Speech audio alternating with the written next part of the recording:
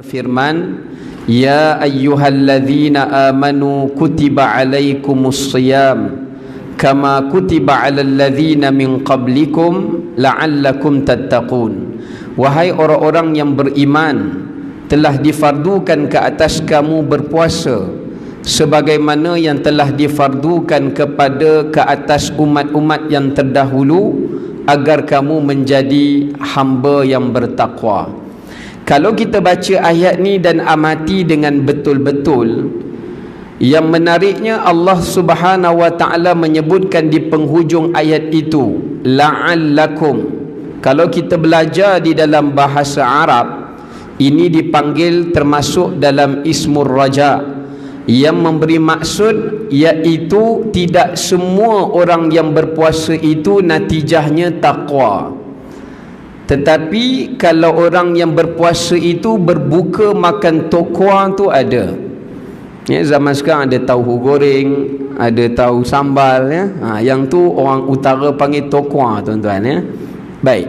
Tapi nak sebutkan bahawasanya Allah mengatakan la'allakum, agar dengan puasa itu kalian mendapat hasilnya, iaitu terbina di dalam peribadi dan juga jati diri seseorang yang berpuasa itu adalah sikap dan sifat orang-orang yang bertakwa.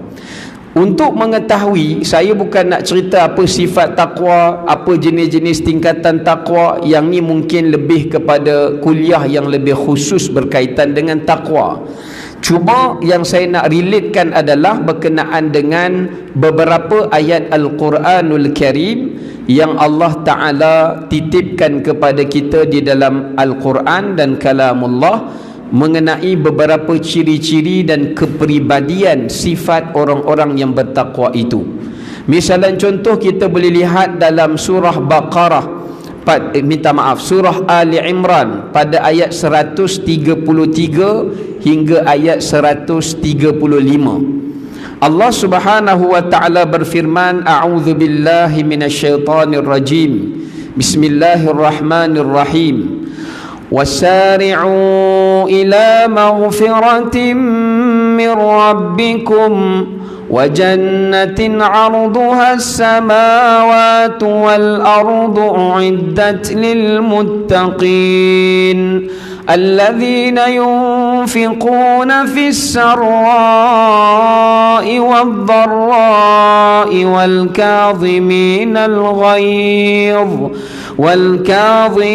الغيظ والعافين عن الناس والله يحب المحسنين والذين إذا فعلوا فاحشة أو ظلموا أنفسهم ذكروا الله فاستغفروا لذنوبهم ومن يغفر الذنوب إلا الله ولم يصروا على ما فعلوا وهم يعلمون. صدق الله العظيم. Baik, dalam ayat yang kita bacakan ada beberapa kriteria dan sifat-sifat orang-orang yang bertakwa yang disenaraikan oleh Allah Subhanahu wa taala. Yang pertama, kita lihat pada ayat tadi, Allah menggambarkan ciri-ciri sifat orang bertakwa itu, apakah matlamat dan juga apakah tujuan mereka. Kita tengok pada ayat 133, yang menjadi matlamat dan tujuan orang yang bertakwa ada dua perkara. Yang pertama, Allah sebut wasari'u ila maghfirah, bersegeralah kamu untuk mengejar akan keampunan Allah. Kalau kita baca dalam bahasa Arab, perkataan sara'a ini memberi maksud sebagaimana yang ditafsirkan oleh Al-Imam Abu Raghib Al-Asfahani, merujuk kepada maksud orang yang berlari untuk mendapatkan sesuatu kerana bimbang jika apa yang ingin didapatkan itu didapatkan oleh orang yang sebelumnya. Saya bagi contoh. Katakanlah ada satu benda yang terhad nilainya, barangan yang terhad bilangan dan kuantitinya. kemudian orang bagi kat kita ganjaran itu, tetapi yang hadir adalah lebih ramai jumlahnya daripada barangan yang diberikan. Oleh kerana itu, untuk mendapatkannya mestilah seseorang itu bekerja keras dan bermujahadah, bertungkus lumus untuk menjadi orang yang terawal mendapatkannya sebelum ia didapatkan oleh orang lain. Tapi kita tak nafikan keampunan Allah ni tak pernah habis, tuan-tuan. Bukanlah kita nak kata terhadnya keampunan Allah itu.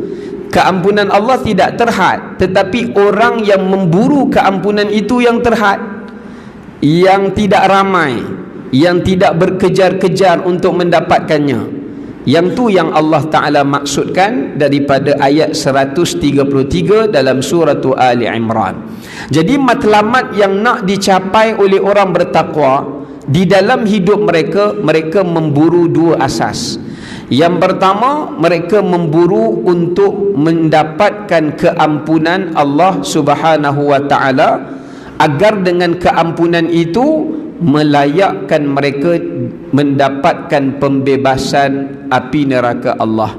Dan yang kedua yang Allah sebut dalam ayat ini, wajannatin, yang mereka buru di dalam kehidupan mereka di dunia ini adalah mereka memburukan syurga Allah. Mereka memburukan tempat akan segala nikmat yang terhimpun padanya, akan segala kenikmatan yang tidak pernah ada nikmat itu di dunia ini melainkan di syurga Allah, sebagaimana yang Nabi SAW gambarkan, fiha ma la ainun ra'at wala udhunun sami'at wala khatara ala qalbi bashar. Dalam syurga itu dalam syurga itu terdapat sesuatu yang tidak pernah kalian lihat, tidak pernah kalian mendengarnya, dan tidak pernah terlintas dalam benak kalian apakah nikmat itu pun ada di dalam syurga. Erti kata yang lain, selagi mana tuan-tuan pernah tengok orang paling cantik, perempuan paling cantik kat dunia, semua orang memperakui kecantikannya, dah masih ada lagi wanita yang lebih cantik yang orang tak pernah nampak, dan benda tu hanya ada dalam syurga. Kalau orang kata satu benda itu benda yang sedap dan lazat, semua memperakuinya, pakar-pakar chef semua memperakuinya, maka dalam syurga ada sesuatu yang belum dirasai oleh apa yang pernah dirasai oleh manusia dekat dunia ni, kerana dia adalah tempat terhimpunnya segala nikmat. Baik, lepas Allah Ta'ala cerita matlamat orang bertakwa, Allah Ta'ala cerita sifat dan perlakuan orang yang bertakwa itu. Allah sebut dua ganjaran tadi hanya Allah sediakan bagi hambanya yang bertakwa. Siapakah hamba yang bertakwa itu? Allah perincikan, alladzina yunfiquna fis sarra wad dharra. Yang pertama sekali, mereka itu adalah orang-orang yang menginfakkan hartanya dalam keadaan mereka itu senang, as-sarra. Dan yang kedua, wad-dharra, dan dalam keadaan mereka itu payah ataupun susah. Biasanya tuan-tuan, agak-agaklah kita ni nak bersedekah masa senang lebih mudah atau masa susah lebih mudah. Kalau ikut logiknya, masa senang lebih mudah untuk bersedekah pasal duit ada. Tapi belum tentu semua orang yang senang itu bersedekah. Kerana ada manusia bila dia duduk dalam situasi kepayahan dan kesulitan, baru dia nak bersedekah. Tapi kita kena ingat, ada juga orang yang susah pun belum tentu dia mau bersedekah, walaupun dalam keadaan dia itu susah. Kenapa? Memang menjadi lumrah orang yang susah, dia tak dituntut untuk bersedekah, bahkan dia berhak untuk menerima sedekah. Tetapi tuan-tuan, Islam ajar kita benda yang berbeza dengan logik akal. Bukan semua logik Islam tolak, tetapi Islam nak memperbetulkan cara berfikir yang logikal itu. Sebab ada setengah orang dia akan kata, saya tak boleh infak sebab saya miskin. Ada pula orang akan kata kalau dia kaya pula mungkin belum tentu dia infak, pasal dia kata dia banyak belanja. Maka Islam mengajarkan antara ciri-ciri sifat orang yang bertakwa itu, sekalipun ia berada dalam keadaan miskin, Islam tak suruh dia sedekah, tapi Islam suruh dia berusaha untuk bersedekah. Sebab itu kita dapati di dalam hadis Nabi SAW, Nabi pernah bersabda, ittaqun nar walau bisyiqqi tamrah. Bahkan dalam hadis yang lain Nabi pernah sebut, ij'alu bainakum wa bainan nari hijaban walau bisyiqqi tamrah. Nabi sebut dalam hadis, hendaklah kamu bersedekah untuk menjadi hijab bagi kamu daripada api neraka, walaupun dengan separuh buah tamar. Dan Nabi sebut dalam hadis yang lain, Nabi bersabda, jadikanlah antara diri kamu dengan api neraka itu ada satu hijab, pendinding, supaya api itu tak boleh sentuh kamu, walaupun dengan separuh buah tamar. Apa maksud kat sini? Tuan-tuan, sahabat Nabi ni ada orang miskin, bukan tak ada. Tapi Sayyidina Abu Hurairah radhiyallahu an, walaupun dia miskin, dia tidak mahu kemiskinannya itu menghalanginya untuk dia bersedekah, tetapi pada kadar yang dia mampu. Cara dia, Nabi kata, kalau kita ada sebiji tamar, kira susahlah orang kalau ada sebiji tamar ni tuan-tuan. Kita bukan takat sebiji, pokok tamar pun ada, kebun tamar pun kita ada, bisnes tamar pun silap-silap kita ada, walaupun setahun sekali je kita keluar, ya, akan berkumandang, ya, dia punya iklan-iklan tu masa bulan puasa saja. Tu bisnes tamar nama dia. Jadi nak sebutkan tuan-tuan, walaupun demikian, Islam menyuruh kita buat berdasarkan yang kemampuan, ukuran, kapasiti kemampuan kita. Jadi oleh kerana itu, walaupun seseorang itu berada dalam kesulitan, berada dalam kepayahan, berada dalam musibah, berada dalam kemiskinan, kepayahan dan ujian itu dia tidak menjadikan ia sebagai alasan untuk dia tidak melakukan kebajikan dan ketaatan. Ini sikap dan pendirian orang yang bertakwa. Banyak manusia tuan-tuan, ni pasal apa ni? Oh, saya dah sakit, saya dah tua, saya dah itu, saya dah ini. Dia jadikan ujian-ujian yang Allah timpakan dia itu sebagai satu alasan yang boleh dia pergunakan untuk menjadikan sebagai satu rasional bagi dia tidak melakukan sesuatu apa yang diperintahkan oleh Allah Subhanahu wa taala. Ya. Tapi pendirian orang bertakwa tidak demikian. Dia buat sekadar yang dia mampu. Yang kedua Allah sebutkan di sini, kenapa Allah sebut mereka yang menginfak ketika senang sebelum susah. Allah sebut masa senanglah kena infak. Kemudian lepas tu baru Allah sebut masa susah. Ini menunjukkan ciri-ciri yang ada pada sifat jati diri hamba Allah yang bertakwa itu adalah sifat Al-Jawad. Al-Jawad ni maksud dia apa tuan-tuan? Kedermawanan, sifat pemurah, sifat suka memberi. Sebab tu saya nak betulkan sedikit cara berfikir masyarakat kita.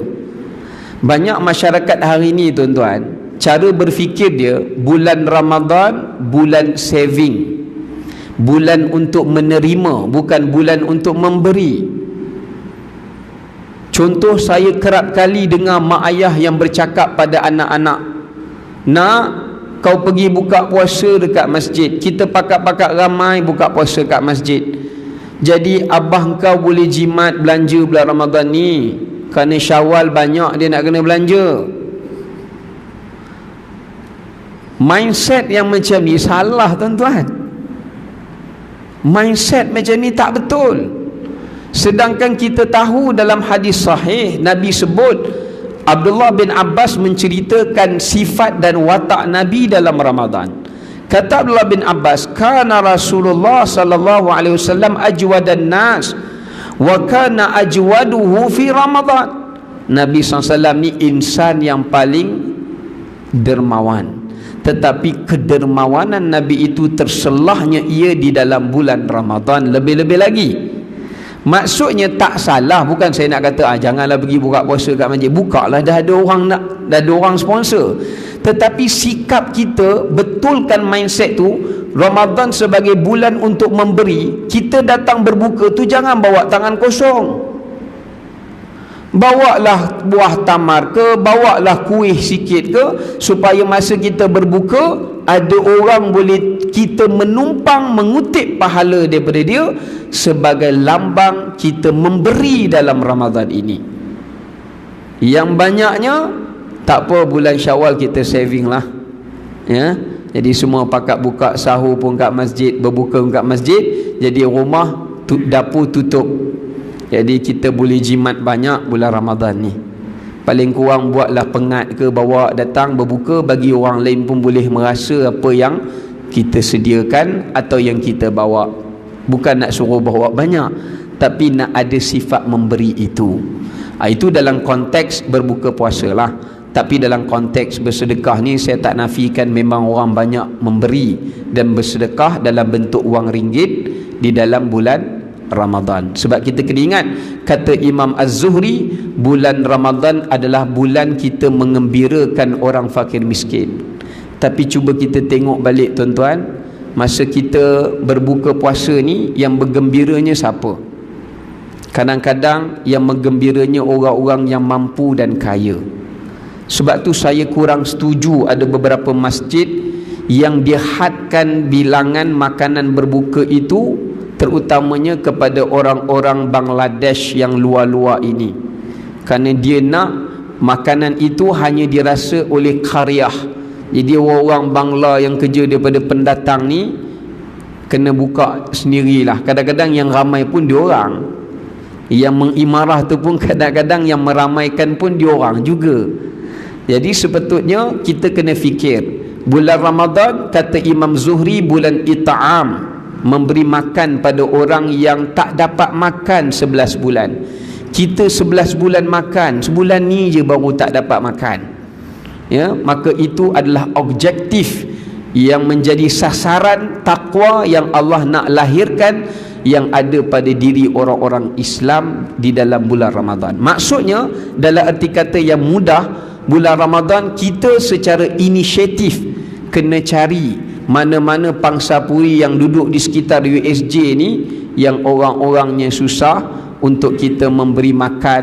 Dan ada setengah masjid macam dia masak apa tu, bubur lambuk, kemudian dia dah asingkan untuk dihantar kepada orang-orang yang lebih memerlukan.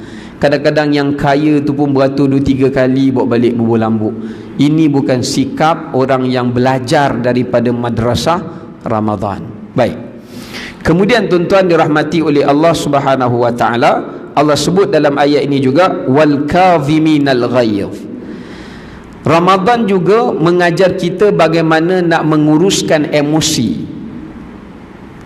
Kerana tuan-tuan, seseorang itu diukur kekuatan dia dan nilai akhlaknya kepada bagaimana dia dapat mengawal emosi dan juga mengawal amarahnya.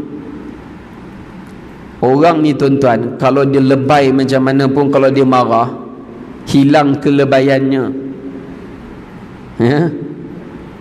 Kadang-kadang sembunyi lebay dulu baru marah, ya?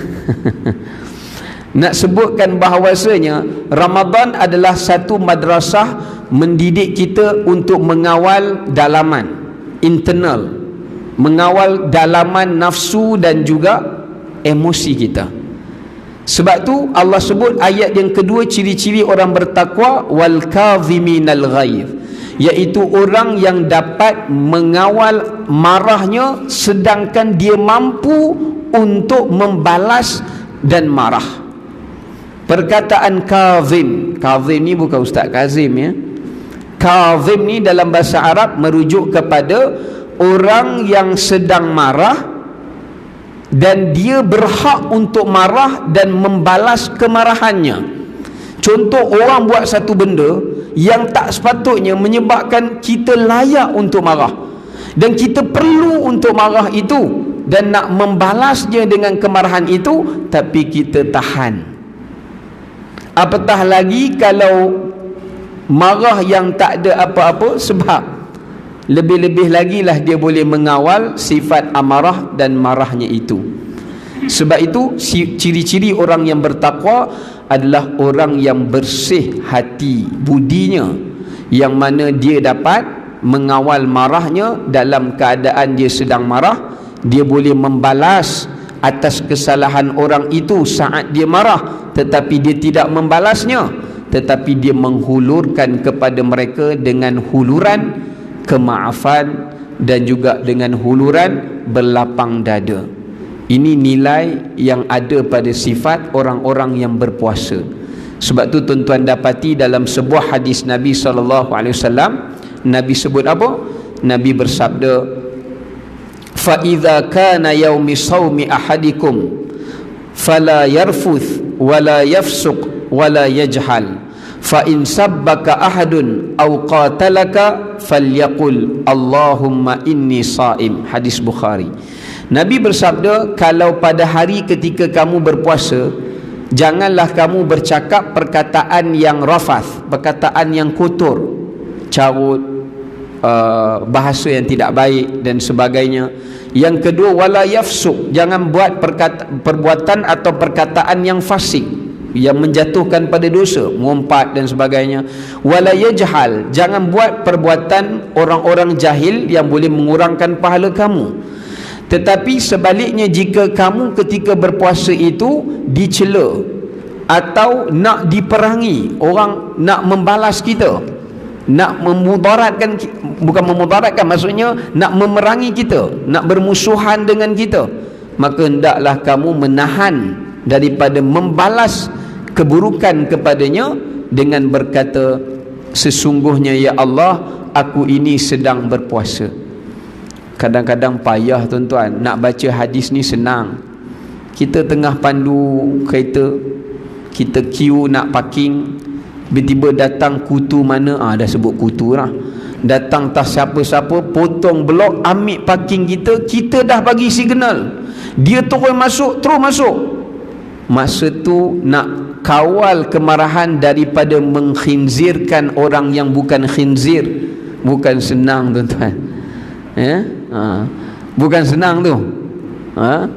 Satu benda proses yang amat payah. Dia bukan khinzir, tapi dia dikhinzirkan, dia dinasabkan kepada khinzir. Jadi bukan senang. Sama juga kadang-kadang common sense ni pada orang kadang-kadang dia tak ada. Setengah orang misalnya contoh buat kelakuan yang tak sepatutnya, menghilangkan sifat amarah kita. Yang ni pun kadang-kadang dalam bulan puasa bukan senang untuk kita mengawal dalaman kita, emosi dan juga nafsu kita itu. Baik. Kemudian nak cerita kelebihan orang tahan marah ni panjang pula hadisnya. Kerana dalam satu hadis sahih Nabi sebut, sesiapa man kadhama ghaizahu, sesiapa yang boleh menahan marahnya, fa innallaha yab'atsuhu yaumal qiyamati min ru'asa'il khalaiq, Allah Ta'ala akan bangkitkan dia di padang mahsyar tergolong di kalangan orang yang paling baik akhlaknya di hari akhirat. Dan Nabi kata lagi, diberikan padanya untuk memilih bidadari manakah yang dia mahu dan berapa bilangankah yang dia mahu. Kita duduk kat dunia ni tak pernah diberi bilangan peluang, tak pernah isi datang, bang saya beri abang nak berapa, 2, 3, 4, tak pernah isteri bagi tawaran macam tu lah. Tapi tak apa, jangan bersedih, tak ada masalah. Bagi orang yang menahan marahnya, maka di hari akhirat Allah letak dia di kalangan kelompok orang yang paling dekat duduk di samping Nabi SAW kerana paling baik akhlaknya. Nombor 2, bila dia diberi masuk syurga, Allah bagi pilihan, nak bidadari yang mana, nak jumlah berapa, nak yang cantik macam mana, spesifikasikan. Luar biasa. Ini satu kelebihan yang amat besar. Baik. Yang seterusnya, wal afina 'anil nas. Kita ambil last wal afina 'anil nas, iaitu orang yang boleh memaafkan manusia. Tuan-tuan yang dirahmati oleh Allah, memaafkan manusia ini satu benda yang amat sukar. Ya. Nak maafkan orang susah, nak maafkan diri sendiri senang. Ya. Kalau dia buat salah, semua dia boleh maafkan dirinya. Tapi tak semua orang yang boleh memaafkan kesalahan orang lain. Tetapi sifat orang yang bertakwa, sifatnya adalah dibina atas dasar iman. Kerana iman itu menyeru kepada persaudaraan. Kerana itu Nabi bersabda, Nabi berkata, lan tadkhulul jannata hatta tu'minu wa lan tu'minu hatta tahabbu, afala adullukum ala syai'in idza fa'altumuhu tahabbtum afshus salama bainakum. Tidak akan kalian masuk syurga sehingga kalian masuk syurga dengan iman, dan kalian tidak boleh dikatakan orang yang benar-benar beriman sehingga kalian itu menjadi orang-orang yang berkasih sayang, yang menyuburkan sifat keharmonian, sifat persaudaraan, sifat perdamaian kepada saudara semuslim kamu yang lain. Dan hendakkah kamu mengetahui, aku mengajarkan kalian satu benda, jika kalian melakukannya kalian akan bersaudara, iaitu sebarkan salam di antara kamu. Ini yang Nabi SAW tekankan, tuan-tuan. Sebab itu cuba kita lihat kembali sirah kita. Apa-apa pun mesti kena ada kita punya sandaran kita, substan dalam nak menghuraikan sesuatu. Kita tengok, bayangkan tuan-tuan, siapakah yang pernah lalui apa yang dilalui oleh sahabat Nabi dan Rasulullah SAW sendiri ketika di Mekah? Saya nak tanya, tuan-tuan boleh maaf tak seseorang yang telah merampas semua harta kita sampai kita jadi papa kedana? Kita hari ni duk mengamuk pun tak sampai papa kedana pun. Hak kita yang diambil tak sampai papa kedana pun, tapi kita dah bangkit.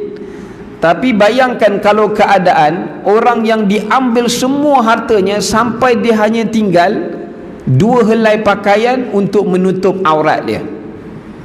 Tiba-tiba orang tu minta maaf kat kita, dia bukan ganti balik harta tu, dia minta maaf je. Bukan semudah itu untuk kita maafkannya tanpa bersyarat. Bukan mudah. Ya, mana ada sahabat Nabi yang kata kepada orang-orang Quraisy masa pembukaan kota Mekah, Abu Sufyan apa semua tu radhiyallahu anhum ajma'in, yang kata kalian masuk Islam kan? Bayar balik harta kami yang dulu kalian ambil. Tak ada sahabat pun yang tuntut. Bahkan mereka kata apa? Kami halalkan. Bukan mudah, tuan-tuan. Orang hutang kita 5,000 tak bayar pun kita tak halal, tak usah cerita ambil semua harta. Ya? Jadi bukan satu benda yang mudah kerja menghalal dan memaafkan ni. Nombor 2, bayangkan apa yang dilalui oleh sahabat. Ayah-ayah mereka, keluarga mereka, sanak saudara mereka diseksa, diazab dan dibunuh tanpa ada apa-apa kesalahan. Ya, tak ada apa-apa kesalahan. Tiba-tiba kita nak maafkan. Kalau seorang pembunuh bunuh satu orang daripada ahli keluarga kita pun bukan senang orang nak maafkan. Apatah lagi kalau dia bunuh satu keluarga kita, macam Ammar bin Yasir radhiyallahu an. Tapi dia boleh maafkan. Ini satu keajaiban yang ada pada jati diri orang yang bertakwa, kerana mereka berpegang kepada firman Allah, qala la tathriba alaikumul yawm yaghfirullahu lakum wa huwa arhamur rahimin. Kalian semua dimaafkan dan dilepaskan, kerana moga-moga kalian pergilah minta ampun pada Allah, kerana kami telah memaafkan kalian, kerana kami mengharapkan Allah memaafkan kami sebagaimana kami memaafkan kalian. Maksudnya dia maafkan orang kerana dia mengharapkan dengan kemaafan dia pada perbuatan orang itu, dia nak atas asbab itu Allah ampunkan dosa dia. Dan dia minta orang yang buat salah tu pun pergi minta ampun pada Allah. supaya kesemuanya mendapat kasih sayang dan rahmat Allah Subhanahu wa taala. Ini satu benda yang hebat. Dan saya nak sebut pada tuan-tuan, ada sebuah hadis Nabi bersabda dalam riwayat Ibn Mardawai, ada 3 amalan yang tidak akan ditimbang di atas timbangan Al-Mizan. 3 amalan ni tidak akan ditimbang di atas timbangan Al-Mizan. Kenapa? Bukan sebab dia tak ada nilai, sebab terlalu besar nilainya sehingga tak boleh nak ditimbang dan nak dinilaikan berapa ganjarannya. 3 amalan. Pertama Nabi sebut as-saumu, puasa. Kenapa puasa? Kerana dalam hadis kursi Allah sebut kullu amali ibni adam lahu illa as-saum fa innahu li wa ana ajzi bihi. Setiap amalan anak Adam tu akan dia dapat bahagian dia. Allah tak ambil apa-apa bahagian kat situ, kecuali puasa, kata Allah, itu bahagian aku. Bila kita puasa, kita sedang bagi satu pemberian kita kepada Allah. Sebab tu kalau siapa yang tak memperelokkan puasanya, macam dia bagi satu pemberian kepada Allah dalam keadaan yang buruk, dalam keadaan yang terpakai, dalam keadaan yang tak elok, ya. Maka Allah kata, aku yang akan tentukan berapakah jumlah nilai pahala puasa hamba-Ku. Amalan kita yang lain, semua jumlah pemarkahan dia Allah dah bagi dah. Puasa Allah rahsiakan. Sebab itu dia tak boleh ditimbang di atas timbangan Al-Mizan. Dan ulama kata kerana itulah puasa amalan yang terakhir yang Allah akan hitung. Jika semua amalan kita yang ada markah tu tak cukup untuk masuk syurga, puasa akan tampung.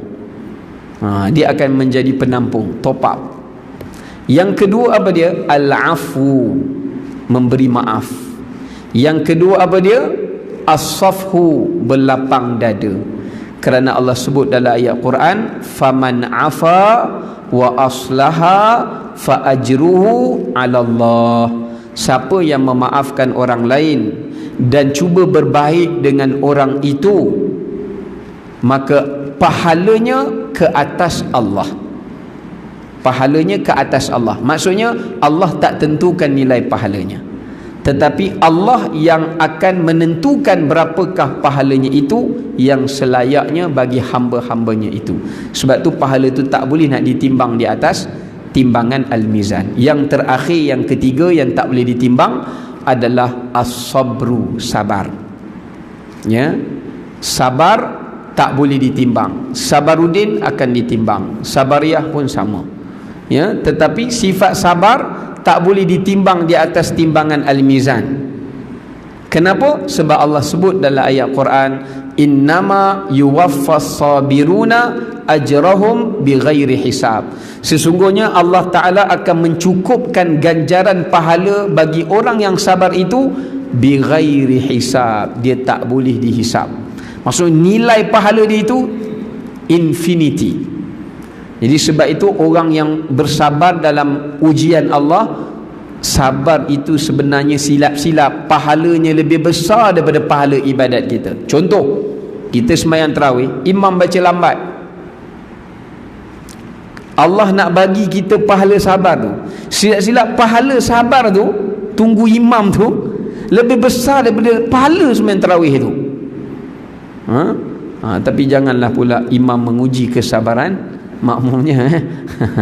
Okay, baik. Jadi itu menunjukkan pada kita berkenaan dengan beberapa ciri-ciri sifat orang yang bertakwa. Wallahu ta'ala alam. Kita berhenti sekadar itu saja. Moga-moga ada manfaat dan kebaikannya. Aqulu qawli hadza wa astaghfirullahal azim li wa lakum. Wassalamualaikum warahmatullahi wabarakatuh.